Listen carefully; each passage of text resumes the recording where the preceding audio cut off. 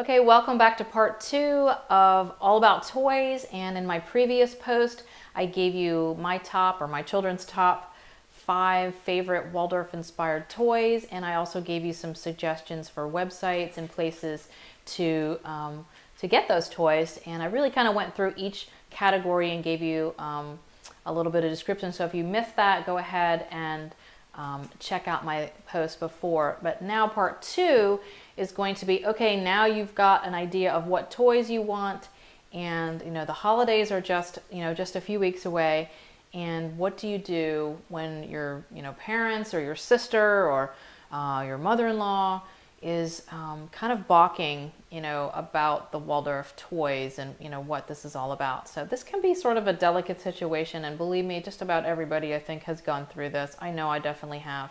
And I still am battling it, believe it or not, years later.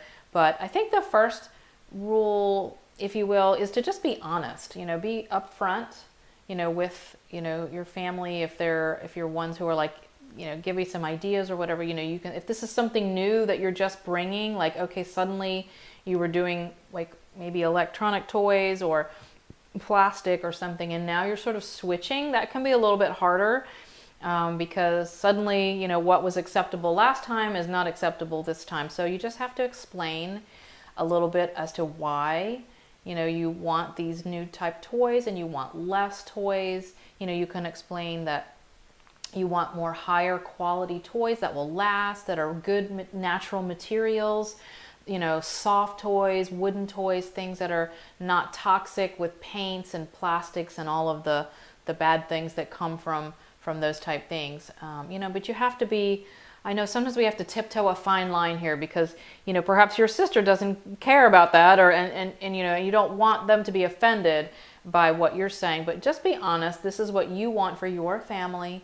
And, you don't want 12 toys, 1 or 2 nice toys is preferable. Open-ended toys, explain to them that you're trying to, bring more imagination and creativity to your children, and that you really want some open-ended type toys, and you can give them suggestions. And this is where the registry really helps. This is something I found a few years ago when my kids were younger, and my mom, who just wanted to go to Toys R Us and shop, or Walmart, and buy the toys, was like, I don't know what to buy. My sister lives out of town. I don't know what to get your kids.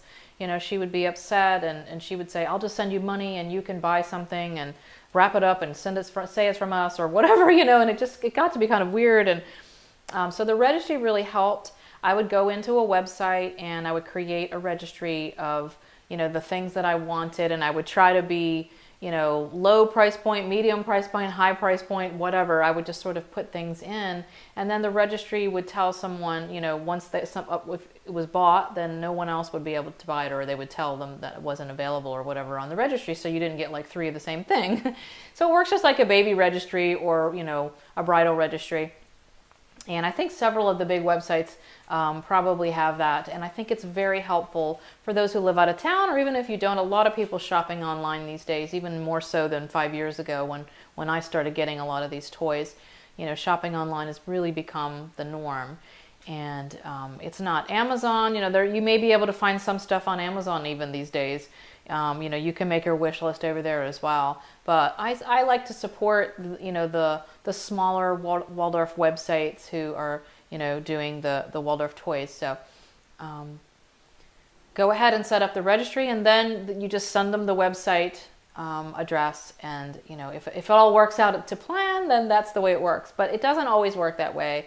I mean, sometimes people just want to get what they want to get, and I had the same issue with my mom. The girls they were pretty young. I want to say 3 or 4, and she got these Barbie laptops, they weren't real laptops. They looked like a laptop, like pink, and you would open it and you press some buttons, and there was a little game or something on the screen with some talking, and it was like the total opposite of everything that I wanted for them at the time. And, even though I had made it pretty plain what I wanted or didn't want, these toys just sneak in or just come in, and what do you say? You don't want to be ungrateful because they're doing it. My mom is one of those who loves gadgets and loves the latest things, and she thought it would be really fun. But, I was a little upset when it came at the time, and and you can handle it different ways. For me, it was more like, they played with it while it was Christmas, and then I sort of put it away, and it was really kind of forgotten about, and out of sight, out of mind. Something that it depends, at the time, my mom wasn't living near us, and there was no chance she was going to see the gift not being used or whatever. And then I think it made its way to the consignment shop or something. But other toys, maybe you can just put them away and bring them in and out on a rotating basis if it's something you really can't get away, your child just loves, and it's going, all right, the new Game Boy I wanted or whatever. It's harder even these days, I think, than it was just 5 years ago with tablets now, that weren't even available when my kids were younger. Everyone has phones and tablets and all of that, and it's getting harder and harder to keep the electronics and the flashy, noisy things out. But to whatever level you are doing it at, if you don't want something, then I think it's okay to still keep that. To the point where, just because somebody's getting it, can it be returned? Maybe some people's feelings might get hurt. It depends on you. For me, if I was like, absolutely not, I told you and you still got it, kind of a thing, then I would either have to just kind of put it away or ask if it could be returned. It depends on your level and where you are. The younger the children, to me, the more I was with that. And as my kids have gotten older, I bend a little bit more. But if you've got really young ones and you're just trying to get rid of plastic and electronic toys and media, then just, try to be as plain as you can with your family and explain to them that you really don't want these in. So it's kind of a fine line there, I know.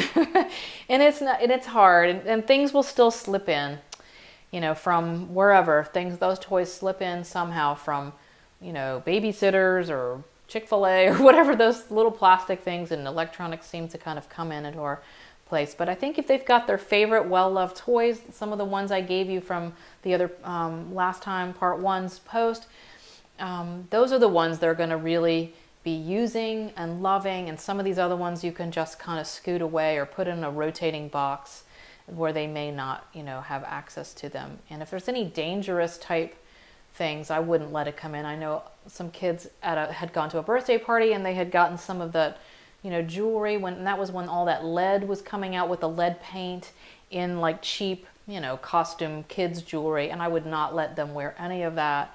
And that was a good excuse, whether it had it or not, I didn't want it. So it was like a good way to say, we can't have any of that because of the lead.